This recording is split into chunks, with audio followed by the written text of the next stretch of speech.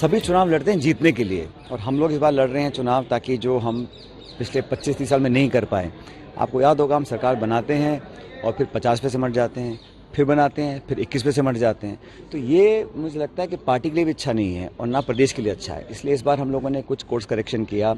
साल भर पहले कुछ बातों को हमने रखा, उसको पार्टी ने संज्ञान लेकर उसको सही दुरुस्त करने का काम किया, और आज हम इस मुकाम पर खड़े हैं कि हम बोल सकते हैं कि हम चुनाव जीतेंगे। ये माहौल जो बना है ये सब लोगों के प्रयास से बना है, और मैं ऐसा महसूस करता हूँ कि जो रिस्पांस है पब्लिक का, मैं अनेकों जिलों में गया हूँ, पूरे प्रदेश में कैंपेन हम लोगों ने किया है, राहुल जी ने, प्रियंका जी ने, खड़गे साहब ने, तो उसका अच्छा इम्पैक्ट पड़ेगा। और इस बार कांग्रेस पार्टी की सरकार जैसे बन रही है मध्य प्रदेश, छत्तीसगढ़ में, राजस्थान में भी इस बार यहाँ कांग्रेस को बहुमत मिलेगा। जनता के लाडले सचिन पायलट मतदान की तारीख आते आते प्रधानमंत्री और अशोक गहलोत दोनों के लाडले बन गए। देखो, लाडले तो अगर किसी को बनना है तो पब्लिक का बनना चाहिए, और लाडला बनने के लिए मुझे नहीं लगता कि किसी और नेता की ज़रूरत है। वो तो अपना त्याग, तपस्या, समर्पण, सेवा और लगातार जनता के बीच में रहकर जो रिश्ता कायम होता है, वही सबसे बड़ी पूंजी नेता की होती है, और मैं उसी दिशा में काम कर रहा हूँ। इसी प्रकार के मेरे संस्कार हैं बचपन से।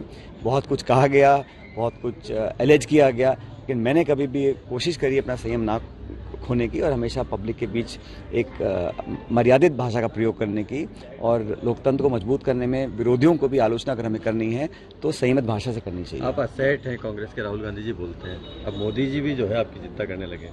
मैंने कल भी कहा था, परसों भी कहा था कि किसी नेता को मेरी चिंता करने की ज़रूरत नहीं है।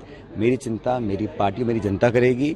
हम उसके प्रति समर्पित हैं, और विचारधारा को लेकर हमारा जो संघर्ष है उसमें हम लोग जीत कर आएंगे, और देश भर में कांग्रेस पार्टी विजयी बनकर आएगी। देखिए, पीएम मोदी साहब को तो लगता है कि आपका नाम लिए बिना चैन ही नहीं पड़ता था, नींद भी नहीं आती होगी, तो अब उनको नींद आएगी क्योंकि अब चुनाव प्रचार खत्म हो गया उनका। देखिए, कल मतदान होगा, और जो भी परिणाम आना है वो किसी के कहने से आने वाला नहीं है।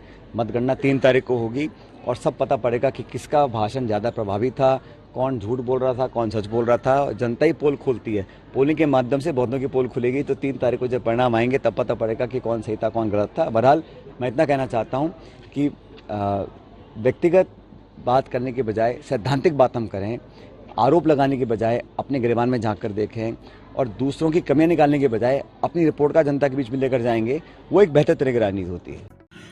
नमस्कार दोस्तों, बीसीआर न्यूज़ में आपका स्वागत है। मैं हूं आपका होस्ट एंड दोस्त अजय शास्त्री। उम्मीद है आपको ये हमारा वीडियो अच्छा लगा होगा, तो आप इसको शेयर कीजिए और लाइक कीजिए, और साथ साथ हमारे चैनल को सब्सक्राइब भी कीजिए। जी हाँ, ऐसे ही नए वीडियो के साथ फिर आपके साथ हाजिर होंगे। तब तक के लिए आपसे अलविदा लेते हैं।